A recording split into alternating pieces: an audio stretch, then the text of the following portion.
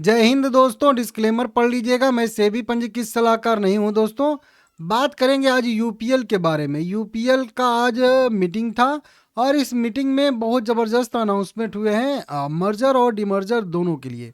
देखिए, कुल मिला के 4 कंपनियां हैं। उन 4 कंपनियां जो है एक दूसरे में मर्ज होकर 2 कंपनियां बन जाएंगी। वो कौन कौन सी कंपनियां हैं, कैसी कैसी कंपनियां हैं, कुल मिला के उनको हम लोग यहाँ पे देखने। हालांकि हैं 3 ही कंपनियां, लेकिन एक चौथी यहाँ पे उसी में से यूपीएल में से डिमर्ज होगी, तो 4 कंपनी टाइप की हो जाएंगी। तो मैं आप लोगों को सब कुछ यहाँ पे समझा दूंगा, बता दूंगा क्या है कैसे है, ठीक है ना। देखिए, मर्जर भी है और साथ में डिमर्जर भी है। अगर सीधा सीधा शब्द में बताऊं तो यहाँ पे 3 पॉइंट यहाँ पे लिखे गए हैं, यही 3 पॉइंट मेन है, ठीक है ना। यहाँ पे सबसे पहले अमालगमेशन बताया गया है कि मर्जर बताया गया है। मर्जर में यूपीएल सेस करके एक कंपनी है जिसका नाम अगर टोटल देखेंगे तो UPL sustainability agri solution limited है, यूपीएल सेस जिसको कहा जाएगा। वो जो है यूपीएल वन में मर्ज होगी। यूपीएल वन बोले तो जिस कंपनी के बारे में हम लोग बात कर रहे हैं, यूपीएल लिमिटेड, जो अभी मेन कंपनी है। जब भी यूपीएल वन कहा जाए तो मान के चलिए ये यूपीएल लिमिटेड जो 750 रुपये पे ट्रेड कर रही है, यही वाली कंपनी है, ठीक है ना, इस कंपनी का। तो सबसे पहले तो ये जो सेस है सस्टेनेबिलिटी एग्री सॉल्यूशन लिमिटेड, इसको यहाँ पे मर्ज कर दिया जाएगा यूपीएल में। तो एक कंपनी यहाँ पे हम लोगों की यूपीएल है, ठीक है ना, उसमें एक दूसरी कंपनी आके मर्ज हो गई, तो इससे हम लोगों को मतलब नहीं है। कोई भी कंपनी आके हमारे में मर्ज होती है तो जो इनके शेयर होल्डर होते हैं, जो यूपीएल सेस के शेयर होल्डर होंगे, उनको शेयर जारी किए जाएंगे यूपीएल के, तो उससे हम लोगों का कोई मतलब है ही नहीं। तो ये एक कंपनी होगी। उसके बाद दूसरी कंपनी बताई जा रही है डिमर्जर। डिमर्जर बताया जा रहा है कि जो हमारी यूपीएल वन है उसी में से एक इसका जो है India India Corp protection business जो है वो मतलब डिमर्ज हो जाएगा। मतलब हमारे यूपीएल में एक कंपनी आके मर्ज हो जाएगी और हमारे यूपीएल में से एक इसका बिजनेस इंडियन कॉर्प प्रोटेक्शन का वो जो है अलग हो जाएगा, ठीक है ना, इस तरीके से।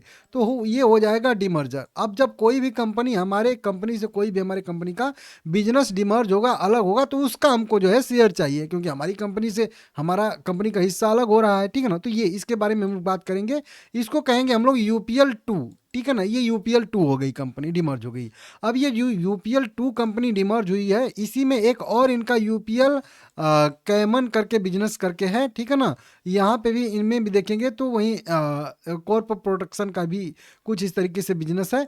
उसको फिर से जो है, ये एक तीसरा बिजनेस इनका पहले से ही है, ठीक है ना। तीसरी कंपनी है कैमन करके, यूपीएल कैमन। उसको जो है, जो अभी डिमर्ज हुई है कंपनी यूपीएल से, एक अलग हुई है कंपनी यूपीएल टू, उसमें इस बिजनेस को भी लाके मिला दिया जाएगा। इस तरीके से समझ लीजिएगा। फिर से यहाँ पे क्लियर कर दूं, हमारी यूपीएल में एक यूपीएल सेस करके कंपनी है, वो आके मर्ज हो जाएगी, इससे हम लोगों को कोई मतलब नहीं है।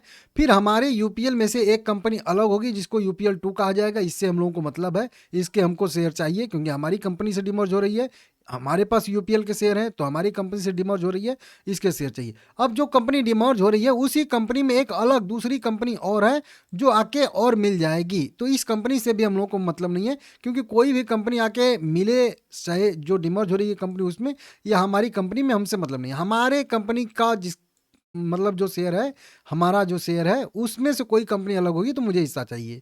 तो हमको चाहिए यूपीएल टू का हिस्सा यूपीएल वन से, ठीक है ना, जब डिमर्ज हो रही है। तो ये चीज़ ध्यान दीजिएगा, ये 3 कंपनियों का मैं बता दिया हूँ कि इस तरीके से यहाँ पे सिचुएशन हो गया। वीडियो थोड़ा सा पीछे करके देखेंगे तो फिर से आपको समझ में आ जाएगा। अब मेन चीज़ आता है कि ये कब से लागू होगा और इससे हम लोगों को क्या फ़ायदा होगा, क्या होगा। तो देखिए, कंपनी अपना कई सारा बिजनेस एक में मिक्स रहता है, तो उन सभी बिजनेस को अलग अलग करने के लिए कंपनियां जो है डिमर्जर और मर्जर करती है, ताकि मतलब अलग अलग बिजनेस रहे, अलग अलग जो है डिसीजन लिया जा सके, ठीक है ना। यूपीएल वन से अलग बिजनेस हो जाएगा, ये वही चीज़ समझा दिया हूँ, ये यहाँ पे समझाया गया। अब मेन चीज़ आता है डिमर्जर की तारीख। मर्जर और डिमर्जर की तारीख क्या है। तो देखिए, मर्जर की तारीख से हमको कोई लेना देना है नहीं। जो हमारी कंपनी डिमर्ज हो रही है उससे हम लोग को मतलब है, यूपीएल टू से हम लोगों को मतलब है, क्योंकि हमको चाहिए यूपीएल टू का शेयर। 1 अप्रैल 2026 से यहाँ पे जो है कारोबारी समय समाप्त होने से यह डिमर्जर लागू रहेगा। मतलब हालांकि कई सारे सेबी, ओबी, आरबीआई और बीआई से कई सारे मंजूरी यहाँ पे लेनी है इनको, जो यहाँ पे लिखा गया है, आप लोग चाहो तो पढ़ो, ठीक है ना। तो कई सारी मंजूरियों के अधीन है, लेकिन कंपनी नियत तिथि बता के चल रही है कि 1 अप्रैल 2026 रहने वाला है। मतलब फरवरी है, मार्च, अप्रैल, अप्रैल मतलब 1 अप्रैल, मार्च खत्म होगा, अगले फाइनेंशियल ईयर में घुसेंगे हम लोग, तो वहाँ से जो है ये मर्जर लागू हो जाएगा। अब देखिए, मैं क्लियर बोलता हूँ कि जब जहाँ से मर्जर लागू रहता है उसके 10 दिन 15 दिन बाद रिकॉर्ड डेट एक्स डेट रहता है। तो मान के चलिएगा कि 15 अप्रैल के अंदर अंदर आप लोगों का यहाँ पे रिकॉर्ड डेट एक्स डेट भी रहेगा। अगर मंजूरी मिल जाती है तो, अगर मंजूरी नहीं मिलती है तो फिर अगली बार जहाँ से मर्जर शुरू हो जाएगा, और ये हमेशा क्वार्टरली बेसिस पे ही मर्जर रहता है। जैसे कि अगर अप्रैल वाला मिस करेगा तो अप्रैल के बाद अप्रैल, मई, जून, जून से फिर जो है वो रहेगा। फिर अगर जून वाला मिस करेगा तो जुलाई, अगस्त, सितंबर, सितंबर से करेगा। मतलब हर बार क्वार्टर एंड होता है, वहीं से मर्जर शुरू होता है, लगभग नॉर्मल, और वो अच्छा रहता है, ठीक है ना। तो 1 अप्रैल को अगर इसका नियत तिथि बताया गया है मर्जर का, तो लगभग 15 अप्रैल के अंदर अंदर रिकॉर्ड डेट, टेक्स्ट डेट भी रहेगा, और उस दिन तक आप होल्ड करके रख लोगे तो आपको जो है UPL 2 मतलब जो कंपनी बनेगी उसके हमको शेयर मिलेंगे। कितने शेयर मिलेंगे, चलिए यहीं पे मैं बताता हूँ, क्योंकि मैं पढ़ा हूँ सब कुछ।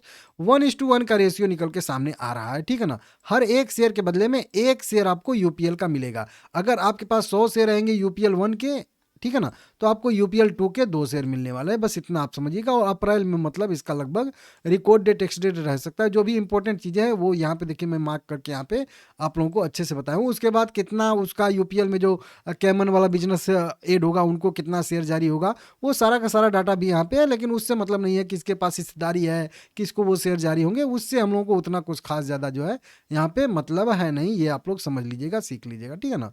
यहाँ पे उनका भी अगर आप लोगों को चाहिए तो नीचे के साइड में है, बताया गया है यहाँ पे कि अगर UPL में जो कंपनी UPL सेस करके डिमर्ज होने वाली आ रही है, उसके अगर 48 शेयर रहेंगे, ठीक है ना, आपको, तो आपको जो है वहाँ पे 1,000 शेयर यहाँ पे मिलने वाले हैं UPL के, इस तरीके से करके, ठीक है ना। और उसके बाद जो है वो जो कैमन आके UPL 2 में मिलने वाली है, उसके भी अगर 213 शेयर रहेंगे तो आपको 1,000 यहाँ पे शेयर यहाँ पे जारी किए जाएंगे। इस तरीके से यहाँ पे सब शेयर स्वैप रेशियो बताया जा रहा है। लेकिन हम लोगों को वही 1:1 वाला याद रखना है, ये वाला रेशियो जो यहाँ पे लिखा है ना, ये वाला रेशियो, कि UPL 1 के आपके 1 इक्विटी शेयर रहेंगे तो UPL 2 के भी आपको 1 इक्विटी शेयर ₹2 फेस वैल्यू वाले यहाँ पे मिलने वाले हैं। इस तरीके से समझ लीजिएगा।